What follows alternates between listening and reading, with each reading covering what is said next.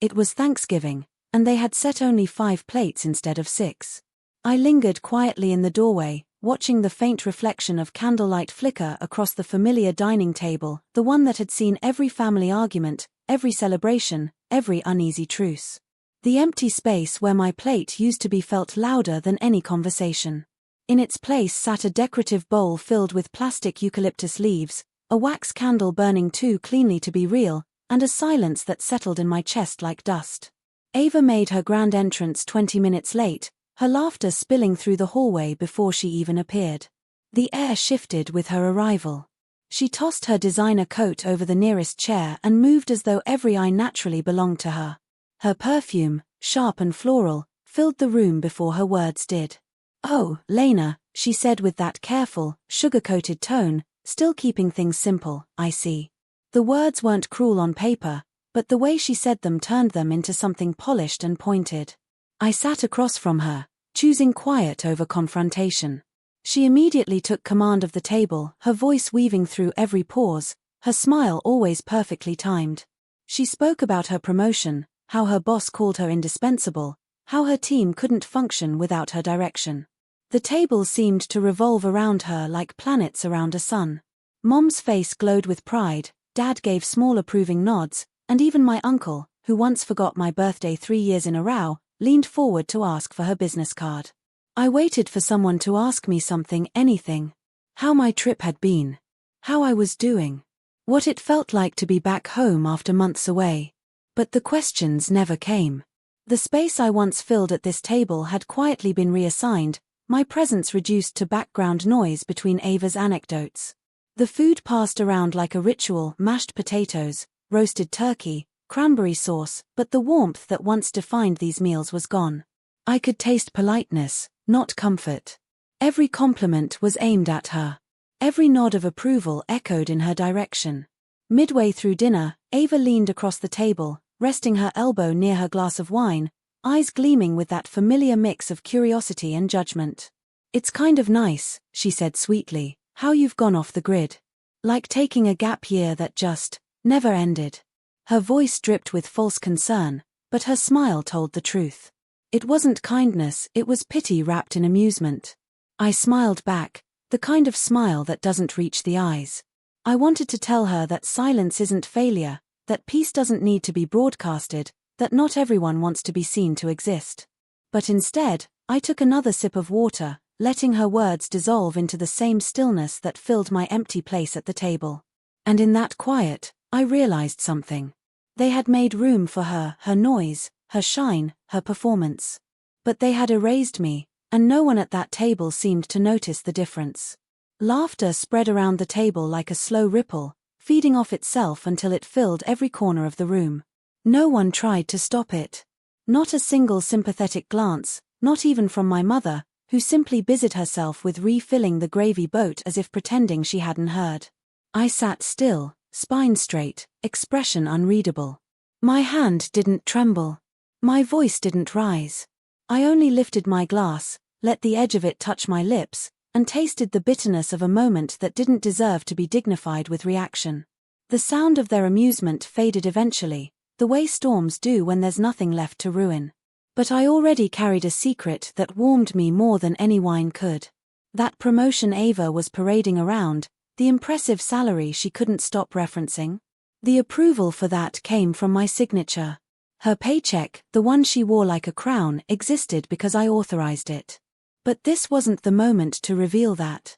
I wanted them to keep their illusions a little longer, to believe I was still lost, still trying to find purpose in the spaces they never understood. Let them smirk. Let them assume I'd fallen behind. It was easier to be underestimated, it gave me room to breathe, to build quietly in places they never bothered to look. They always mistook silence for confusion, and distance for defeat. In their eyes, I wasn't ambitious anymore, just floating somewhere between decisions, between versions of myself they couldn't categorize.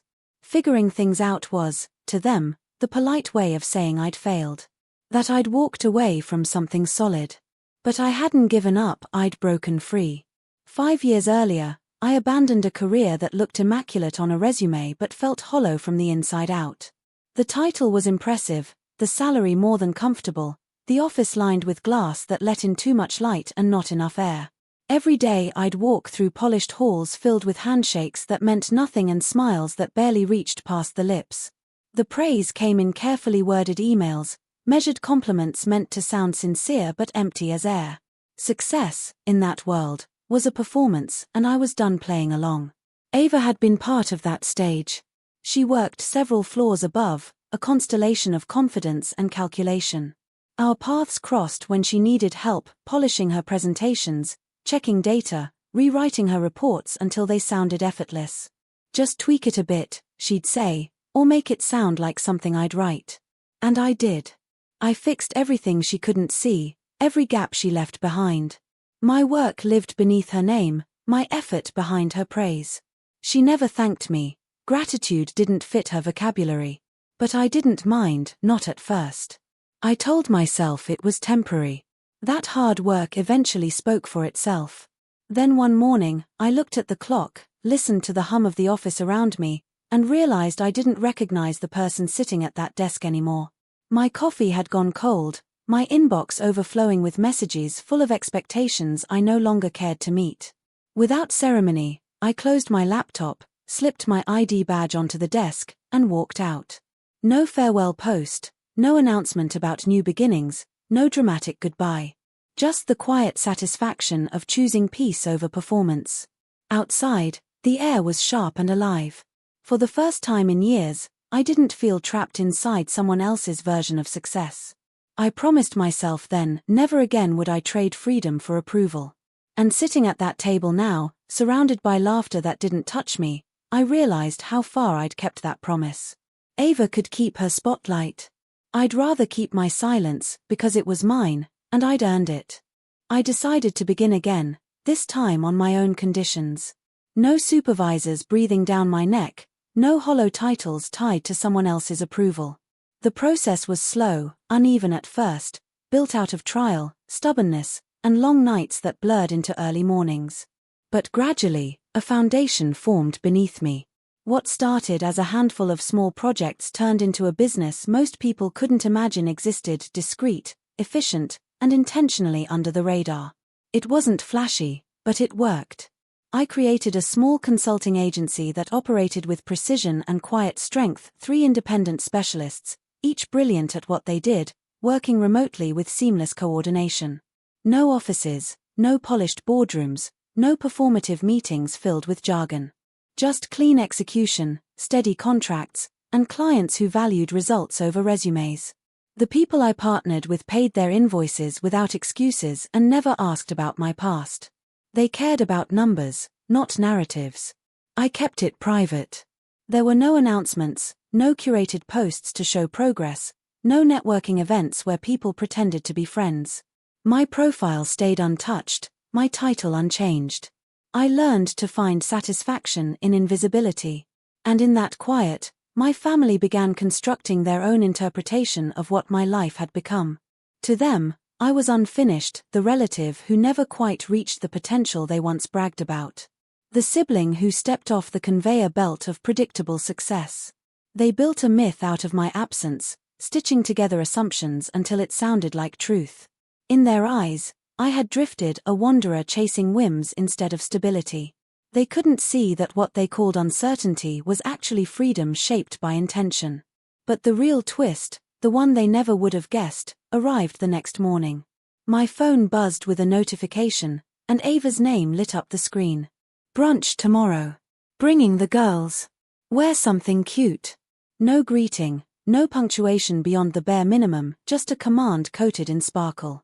It read like an invitation, but it wasn't one, it was an expectation. I stared at the message for a long time, thumb hovering over the keyboard, unsure whether to respond. We hadn't spent time alone in years. Outside of birthdays, weddings, and the occasional holiday dinner, we lived in separate orbits that rarely crossed. Our last real conversation had ended awkwardly. She tilted her head, all polished curiosity, and asked if I still freelanced on purpose. Her words carried the same tone people used when talking about someone's unfortunate habit. I'd laughed it off then, but it stuck with me. Part of me wanted to leave her text unanswered, to let the silence speak for itself. But another part, the quiet, deliberate one that understood timing, knew exactly why this was happening. She didn't know it yet, but our paths had intersected again, and not by accident. I'd recently reviewed a set of performance reports for a corporate client, one that had hired my firm to identify internal inefficiencies and restructure specific departments. Ava's name appeared multiple times in those documents. She was listed under management optimization, a polite corporate phrase that really meant the company is paying to figure out what you're doing wrong. Her division had been hemorrhaging money through delayed approvals and redundant workflows. I'd spent 2 weeks examining the data, writing notes, and drafting recommendations. Her metrics, the same ones she probably bragged about at Thanksgiving, told a very different story. So when her message arrived, chirpy and confident, I smiled. There was something almost poetic about it, her reaching out, unaware that the person she used to belittle was now quietly overseeing the future of her department. I didn't reply right away.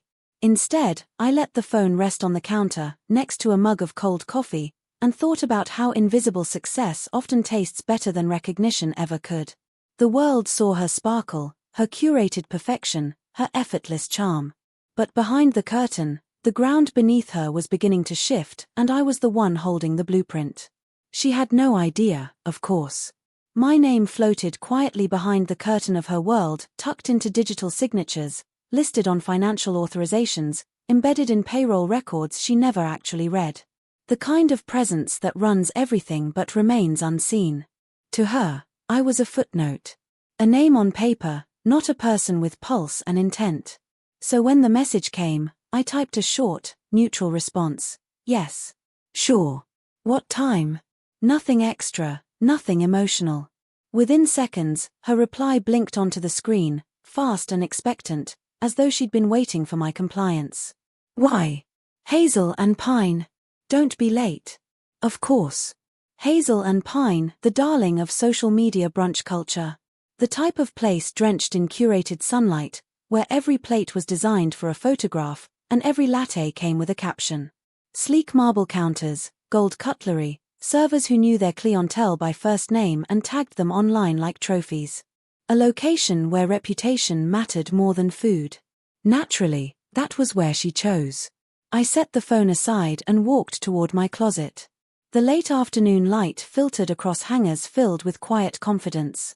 I didn't need sequins or spectacle, that was her territory. I reached for something minimal, crisp, deliberate. Structured lines that spoke of purpose, not pretense. Shoes polished to a mirror sheen, steady enough to hold ground if the conversation turned sharp, which, knowing her, it would. She wanted a show, a subtle reminder of hierarchy, an audience to witness her success. Perfect. I'd attend, but not as the version she expected, not as the one she pitied, dismissed, or defined in whispers. If she wanted theater, I'd give her truth dressed like elegance. Hazel and Pine greeted me with the scent of citrus peel, espresso steam, and ambition disguised as leisure. The floor gleamed, each step echoing the sound of curated luxury. Music hummed low, a rhythm meant to blend with laughter and the clinking of glass. I arrived precisely at the scheduled time. Not early enough to seem eager, not late enough to appear careless. Exactness can be a language too, one she'd never learned to read. The hostess looked up from her tablet and gave a smile that stopped just short of sincerity. Her gaze slid down, pausing briefly at my shoes, then flicked back up with a softened, almost approving expression, the kind reserved for people she couldn't quite categorize. She asked my name, then gestured toward the back, where sunlight spilled across a table occupied by Ava and 3 women sculpted in sameness. They sat in coordinated tones of beige and cream, their hair curled with the precision of salon loyalty.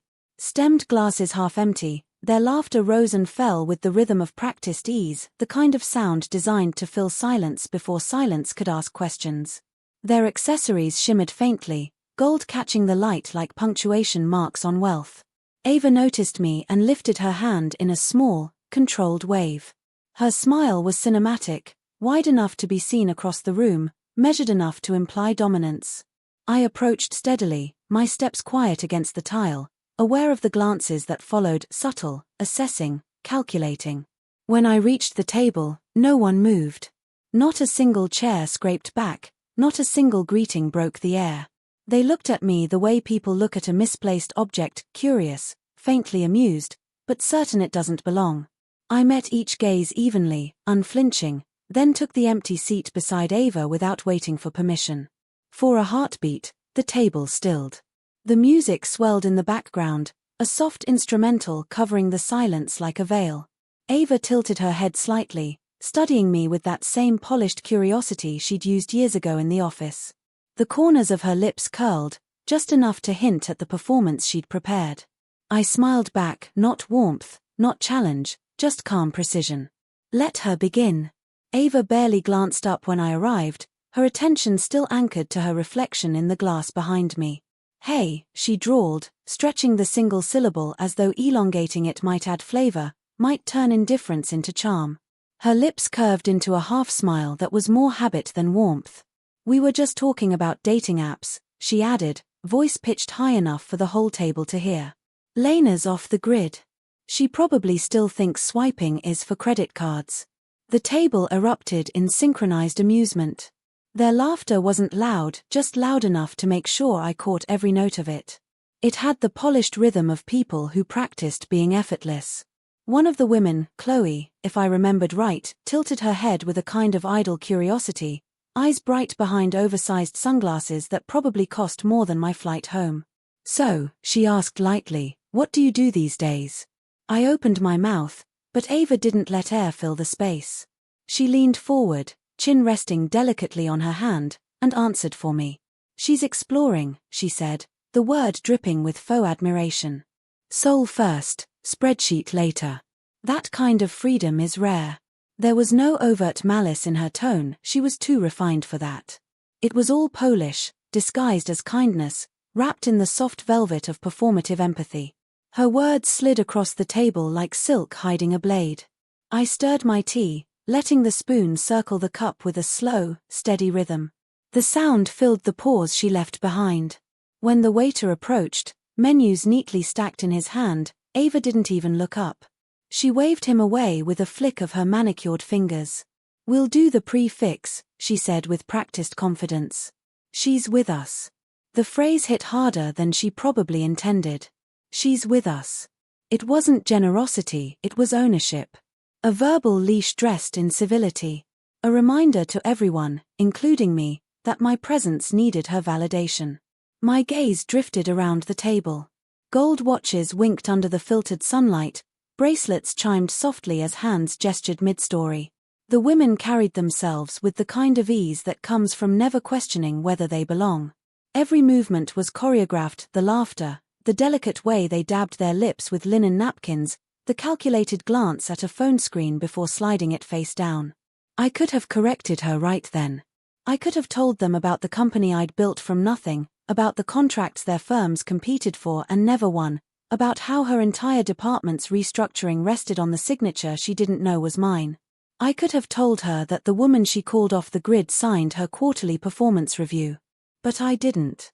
Instead, I smiled, small, deliberate, inscrutable, and reached for the water glass.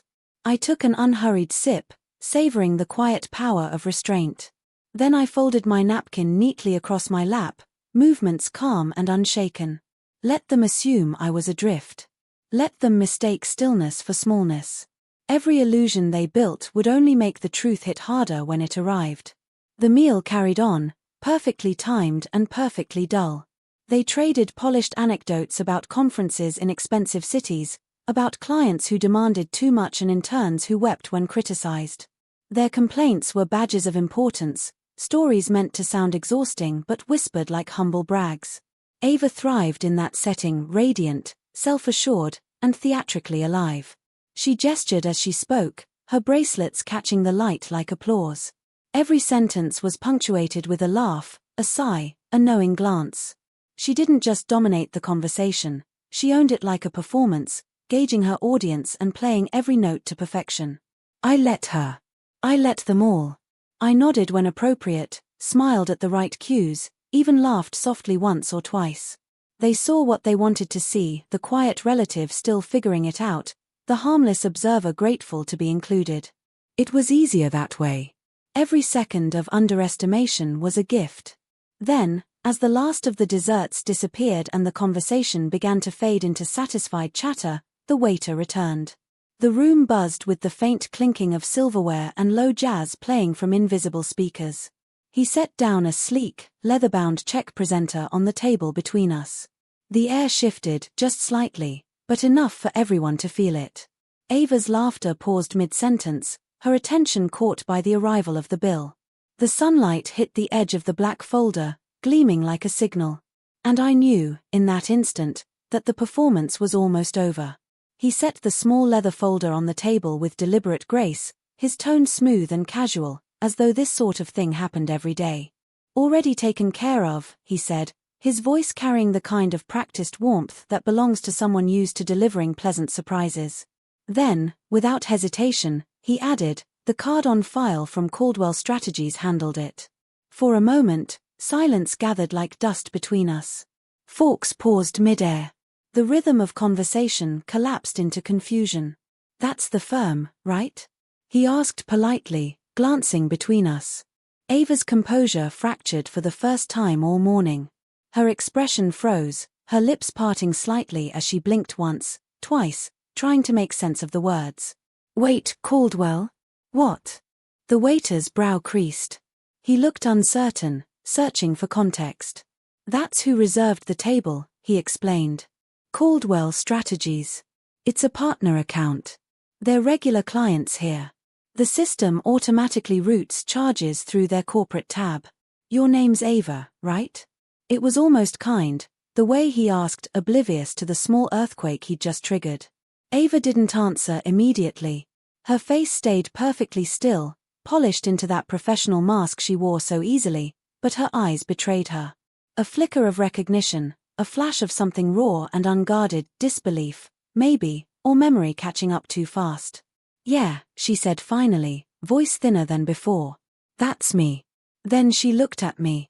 Really looked, not past me, not through me, but at me, as though the shape of what she thought she knew had just cracked. I didn't rush to fill the silence. I didn't explain, didn't soften the blow. I simply reached for the folder, opened it with calm precision, and glanced at the printed slip inside. A total of 0 stared back at me, framed neatly beneath the Caldwell Strategies header. Nothing new. Nothing surprising. Routine. I closed it with quiet finality, movements controlled and unhurried. Across the table, curiosity stirred.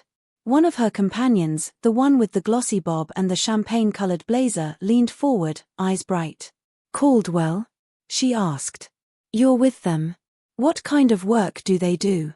I smiled faintly, folding the receipt once, twice, until it disappeared neatly between my fingers. "We manage performance," I said simply. My tone left no room for interpretation, yet revealed nothing more than I intended. Then I stood, smoothed the sleeve of my jacket, and turned toward Ava. Her posture had stiffened, her practiced ease stripped away, replaced by the dawning realization of who had really been in control all along. I met her eyes and offered a smile as soft as silk, light enough to pass for politeness but sharp enough to leave a mark. "Next time," I said, voice calm and even, "let me know if you want to expense dessert. It'll save you the surprise." I stepped away slowly, giving the moment space to settle, giving her enough time to feel the weight of it. The sunlight outside hazel and pine felt different when I walked through the doors, cooler, clearer, cleaner somehow. Behind me, the sound of muffled conversation resumed, thinner now, strained by discomfort. I didn't look back. I didn't need to. Because this wasn't the first time she'd seen my name. It had crossed her desk weeks earlier, neatly typed in black ink at the bottom of a memo she hadn't fully read. She'd received it with a smile, called it an exciting professional opportunity, and proudly shared it on her LinkedIn page, a post decorated with gratitude and ambition. Honored to contribute to this strategic initiative, she'd written. Eager to learn and grow with the best. What she hadn't noticed, what she hadn't bothered to notice, was the signature on the final page, L. Caldwell, partner. It wasn't hidden. It wasn't coded. It sat there, bold and centered beneath the company letterhead, a quiet truth she'd skimmed right past. The same signature that now covered her brunch bill, her department's restructuring plan, and her next quarterly review. While she spent her mornings chasing optics, I had built substance. While she learned to perfect her image, I'd mastered invisibility, the kind that holds real power. So, as the door swung shut behind me, I let the sound of her laughter echo faintly from the past, a memory already fading. She had built her world on perception. I had built mine on control. And now, for the first time, she finally saw the difference. She'd read the document more than once, scanning each bullet point like a checklist of ambition. The layout impressed her, clean margins, consistent font hierarchy, bolded subheadings that made her feel guided. She liked the precision, the authority behind every word. During the next team briefing, she even referenced one of the performance metrics aloud, her tone casual, as if the phrasing were her own discovery. What she didn't do was linger on the name printed below. She'd seen the signature, yes, but her mind had skipped over it the way people overlook a fine print clause they assume won't apply to them. Lena Caldwell. The same name she'd known since childhood. The sister she once rolled her eyes at, the one she joked about for staying behind while everyone else moved up. Ava had said it lightly, without malice, at least that's what she told herself, but every word had landed like a weight she never noticed piling up. It had never crossed her mind that the person she once dismissed could now be quietly measuring her efficiency, her leadership potential, the worth of her year-end payout. Months earlier, HR had included her in a scheduled compliance review. Nothing out of the ordinary, standard policy updates, a few legal disclaimers, mandatory signatures at the bottom. She remembered how she'd skimmed the first page while chatting with a colleague, how her pen had danced across the acknowledgement line before she'd even finished reading. The contract was stamped with familiar branding, Caldwell Strategies. The same crisp lettering she'd seen on that brunch receipt. At the time, it hadn't registered. Why would it? To Ava, it was just another vendor name in a sea of consulting firms. But blindness has a way of becoming habit. When you spend enough years looking down, you forget to look around. You stop believing anyone you've categorized could ever surpass the limits you quietly drew for them.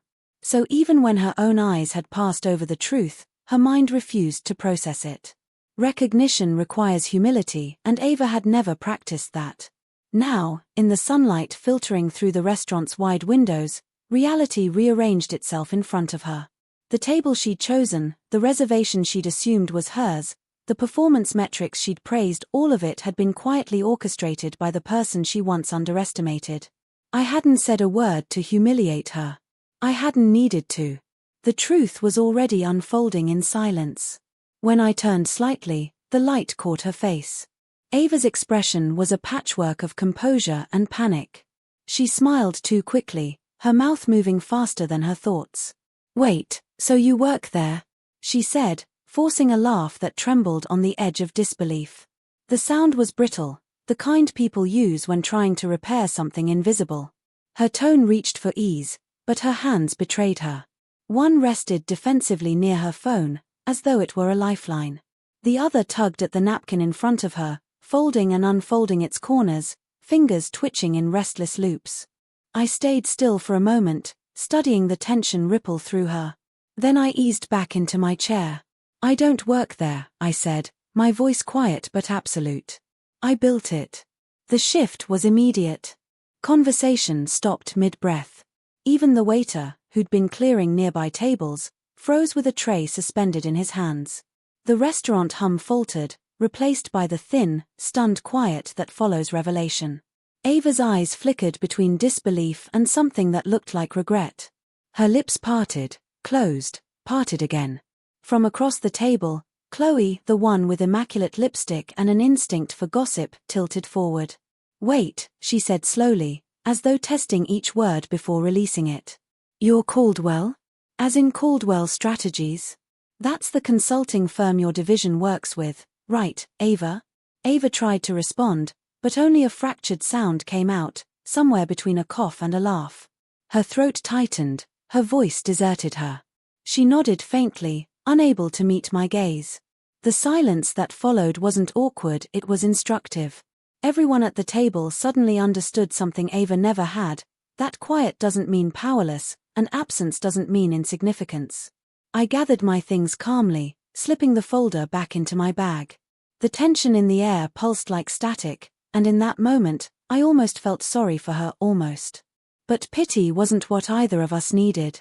She'd spent years crafting an image of superiority. Now she had to sit in the reality that the sister she'd mocked had rewritten the narrative, line by line, contract by contract. As I rose, I caught her reflection in the restaurant's glass wall, smiling on the outside, unraveling beneath it. The irony was perfect.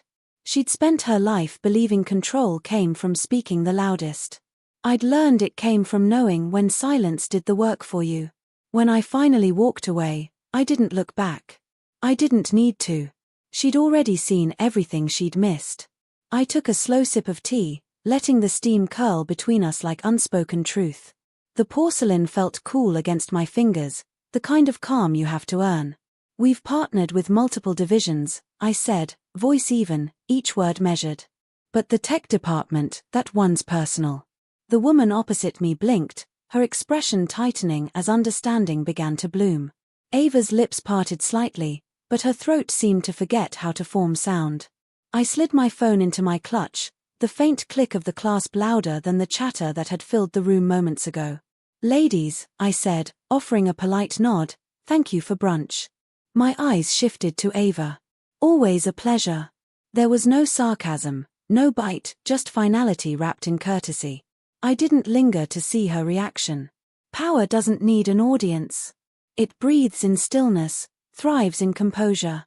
As I walked toward the door, my heels whispering across the tile, the room seemed to dim around the silence I left behind. No one laughed. No one dared to fill the air with noise. Every pause carried weight, a reminder that dominance isn't in who talks the loudest, it's in who walks away first. Outside, the late afternoon light had softened into gold. The wind carried the scent of roasted coffee and rain from somewhere distant. I moved slowly, steady as if tracing each step into permanence. Behind me, the restaurant's hum resumed, cautious and subdued, like the world exhaling after forgetting how to breathe. Respect, I thought, isn't seized or demanded. It's mirrored. It finds its way back only when someone recognizes its shape in you. Ava never had. Not until now. That night, the city felt quieter than usual. Lights blinked across the skyline like Morse code from unseen towers. My apartment was still except for the faint hum of the refrigerator and the soft pulse of notifications lighting my phone. I ignored most of them until her name appeared on the screen. Ava. 1 ring. 2. 3. I let it play long enough for the discomfort to grow, then I answered. Not because I owed her conversation, but because I wanted to hear how she'd rewrite this one. Hey, she started, her voice thinner than usual, words careful like she was trying to pick her way across broken glass. So, that was weird, right? I said nothing. The pause stretched, heavy and deliberate. She rushed to fill it. I mean, I just didn't know. You could have told me. We wouldn't have, she stopped herself, the sentence collapsing under its own weight. We wouldn't have what? Mocked you.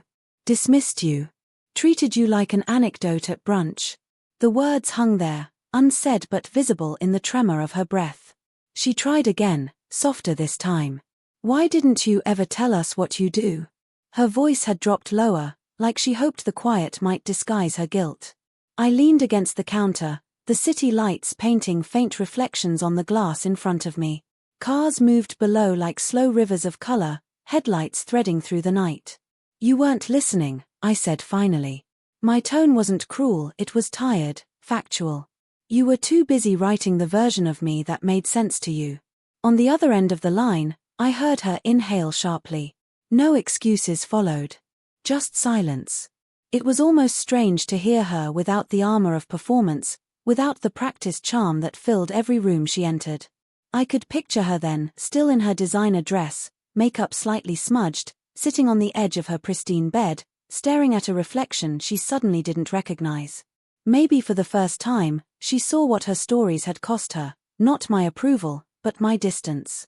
I didn't mean to, she began, but stopped, because even she knew intent doesn't erase impact. I know, I said. The words came out gentle, but final. Forgiveness wasn't part of this conversation. Clarity was. Outside, a siren wailed somewhere far off, cutting through the quiet like truth. I set the phone down on the counter, not waiting for her reply. The city was still awake, the night unbothered by our unfinished sentences. For the first time in years, I felt unshaken, anchored entirely in my own silence. Ava could rewrite every memory she wanted, but the story she'd ignored had already been told. And this time, I was the one holding the pen. Silence. The kind that stretches between words, taut and waiting. Then her voice, careful, composed, carrying the tremor of someone trying to stay in control. Lena, can we just agree this doesn't leave that table? I mean, it's not really relevant to HR. There it was. Not guilt. Not regret. Just fear wrapped in diplomacy. She wasn't worried about what she'd said to me, she was worried about what it might cost her. The tremor in her tone wasn't the sound of remorse, it was self-preservation disguised as civility. I wouldn't worry, I replied, keeping my tone light, almost bored. The contract speaks for itself. There was a pause on the line, a gap where her confidence used to live. I could almost hear her processing, turning my words over, trying to decide if I was bluffing. She'd never had to consider that I might mean exactly what I said. Maybe that was the shock, realizing the balance of power had shifted, and she wasn't the one holding the scales anymore. When I hung up, I didn't feel vindicated. I felt finished. The kind of quiet that comes when something long overdue finally reaches its end. The next time our paths crossed, it wasn't in a restaurant or a family gathering. It was through a camera lens, on a screen that turned distance into exposure.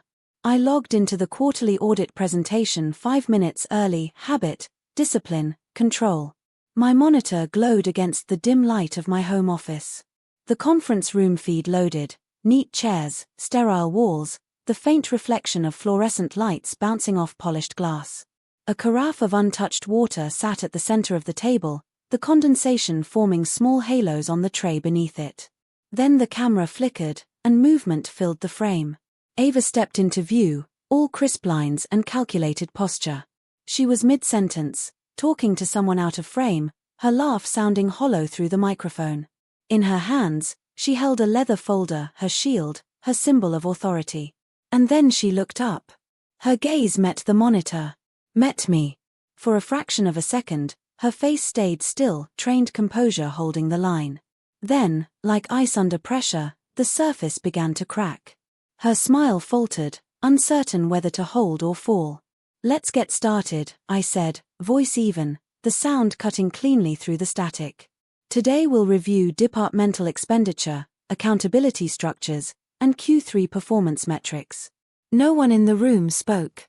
The tension was almost tangible, professional, but sharp. I shared my screen, the first slide glowing to life. Charts, columns, audit notes, all precise. Halfway down the page, 2 entries carried her name. Once under pending review. Once beneath recommendation, restructure. Ava blinked rapidly, her pen already moving, scribbling down words that couldn't rewrite the numbers staring back at her. I kept my pace steady, walking the board through inconsistencies, procedural lapses, and budgetary drift. My voice didn't waver, it didn't need to. The data did the speaking. She nodded at intervals, pretending to take notes, her pen carving frantic loops on a page that would never change what had already been documented. Around her, colleagues shifted, glancing between her and the screen. No one said her name, but they didn't have to. The report said enough. By the end of the meeting, I summarized with the same measured neutrality I'd used the entire time. We've identified areas requiring correction. Further escalation isn't necessary at this stage. Continued observation will suffice. One of the partners, a man who'd once dismissed my firm as too boutique to handle scale, cleared his throat and nodded. Excellent work, Ms. Caldwell. The director added, we'll proceed with your recommendations. Thank you, I said smoothly. Documentation has been filed. The words landed like a final stamp. Clean. Irrefutable. Permanent. Ava's face on the monitor had gone pale beneath the office lighting. She kept her eyes down, pretending to recheck her notes as if the motion alone could anchor her. She didn't speak. She didn't need to. We both knew what came next. Within the week, the memo went out. Formal, sterile, written in the neutral language of corporate consequence. Employee placed under procedural review pending audit outcome. The lines were brief, almost detached. Travel privileges suspended until compliance verification. Promotion on hold. She'd read dozens of memos like it before, signed some herself. But this one carried a name she'd overlooked too many times. Mine. It wasn't vengeance. It was accountability wearing professionalism like armor. I didn't send her a message. Didn't gloat. I didn't need to. The silence would do the work.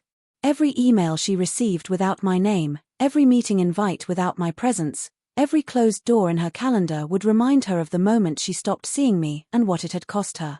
In another life, she'd said I was the one figuring things out. Maybe she was right. The difference was, I did. And this time, the lesson was written in ink she couldn't erase. Her calendar, once a mosaic of strategy sessions, performance check-ins, and executive briefings, began to hollow out. Meetings vanished one by one, replaced by blank space and muted reminders. The confidence that once filled her posture began to thin. The rhythms of power she'd memorized, authority, delegation, control, had slipped out of sync. A few days later, her name appeared on my phone. A single message. "Is this your doing?"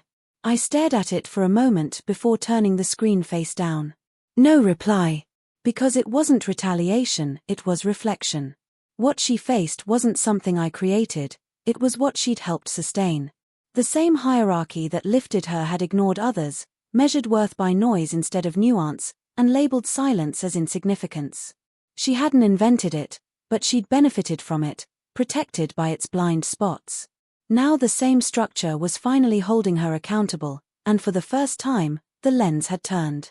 She started arriving before dawn, staying long after the cleaning crews had left, sending follow-ups at odd hours, trying to prove diligence where indifference had once lived.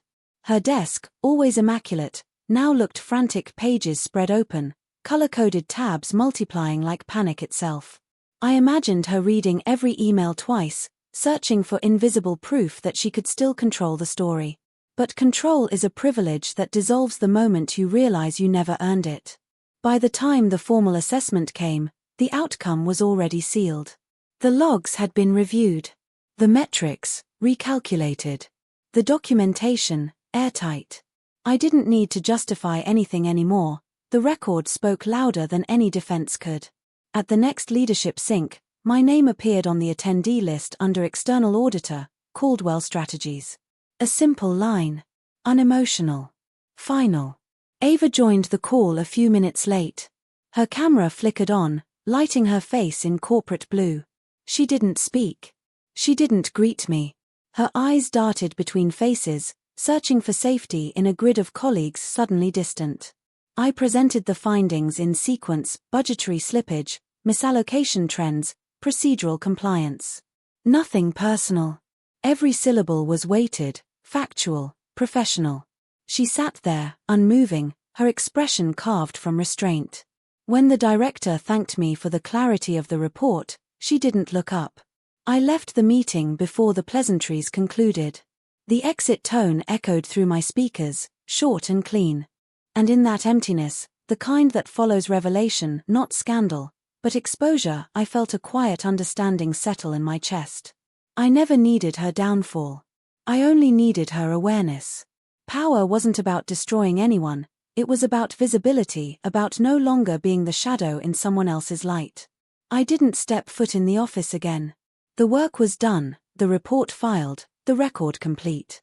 On the following Friday, I finalized the last audit memo from a small cafe tucked along a narrow road outside the city. The sun was generous through the window, spilling warmth across the table. The waitress, young and soft-spoken, brought me coffee and called me with the kind of sincerity that made anonymity feel peaceful. For the first time in years, silence didn't sting. It settled around me like something earned. News of Ava reached me quietly, through whispers in an email chain. She was exploring new directions, a corporate euphemism everyone understood. A polite rewrite of "she's leaving before they make her." The building she once ruled now moved on without pause, the way companies do when they decide someone has become part of the past. I didn't feel triumph, just completion. The loop had closed. After that, I stopped apologizing for being undefined, for existing beyond neat introductions. I stopped shrinking to make space for people who only measured success by volume. When I entered rooms now, I didn't rush to prove relevance. I let the air settle, the silence stretch. When someone asked, "And what do you do?"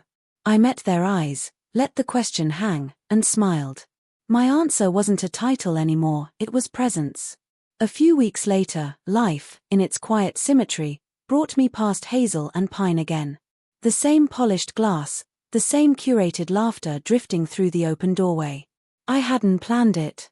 I was simply walking by. Through the window, I saw her. Ava. Same table, same seat. She wasn't laughing this time. She was listening, nodding at something another woman said, hands folded neatly around a cup that had probably gone cold. Her posture was smaller, her voice softer. She didn't notice me at first. Then, as if pulled by instinct, her eyes lifted and found mine through the glass. The world seemed to pause. For a heartbeat, we just looked at each other, no hostility, no pretense, just understanding drawn from everything that hadn't needed to be said. Her gaze broke first. She turned back to the table. I kept walking. And for the first time in a long while, I didn't feel like I was leaving something behind. I felt like I was walking into my own story, finally, completely, entirely mine. Not out of pride, not out of vengeance, but from a calm that comes only when you've stepped beyond needing to be seen. Her acknowledgement had once felt like currency, something I'd worked endlessly to earn, but not anymore. Recognition loses its shine when you realize you can stand without it. She couldn't reshape my story, not this time, not ever again. The version of me she once tried to define had already outgrown the frame she built. They don't mention me these days. My name doesn't come up over coffee or drift into conversations when old memories resurface. At Thanksgiving, the chair that once felt like a question mark sits empty, unnoticed, and that absence no longer stings, it settles, natural, inevitable. Even in the family group chats where words are chosen carefully and silence is its own kind of punctuation, I remain unspoken. But I've learned that absence can be its own form of peace, that being unseen can feel lighter than being misunderstood. I stopped waiting for validation, for acknowledgement disguised as forgiveness. I discovered that sometimes the truest revenge isn't loud or dramatic, it's quiet, precise, a steady reclaiming of self. It's the stillness of knowing you've already moved past what tried to break you. It's found in the measured air of a room that no longer tilts against you, in the subtle flicker of recognition when someone finally realizes what you were all along. I never needed her apology. Regret spoken aloud would have felt smaller than the silence she gave me instead. Her quiet was enough, it said everything words couldn't. I didn't want her downfall, didn't crave to watch her lose what she once wielded carelessly. But the system she helped uphold had cracks, and when it began to crumble, it simply revealed what had been there all along, borrowed authority, hollow certainty. She didn't need to be dismissed. She dismissed herself the moment she faced the mirror and didn't recognize the reflection. The company didn't make a spectacle of her departure. There were no announcements, no farewells wrapped in gratitude. She simply faded from the calendar, the way fading happens when the center shifts and someone else quietly takes the weight. She walked away carrying only what remained of her title, just a word, emptied of meaning. And me. I came back to myself, to a version that no longer needed introduction or explanation. I signed my name on new pages with a steadier hand, each letter deliberate, unapologetic. I spoke less but said more. My presence filled the room not with noise, but with clarity. I didn't need to be the loudest voice. I only needed to be the one that didn't waver. I realized I never wanted to win, I just wanted to stop playing. The game had always been rigged in favor of performance over truth, image over integrity. But I didn't owe them another act. I stepped off their stage, and in doing so, reclaimed my own ground. They laughed at brunch that day, their glasses raised high, the sound rehearsed, polished, identical to every other celebration built on shallow ease. The sunlight bounced off their jewelry, glinted in hollow joy. I watched for a moment, not with envy, not with anger, but with understanding. They were still performing, still chasing an applause that would never come. I placed the check on the table, the ink from my signature drying smooth against the paper. Then I stood, steady and unhurried, and walked out into the open air. The day was clear, the kind of light that doesn't ask for permission to exist. And as I moved down the street, each step quiet and deliberate, I realized something simple yet profound: freedom doesn't roar. It hums, low, certain, unbothered.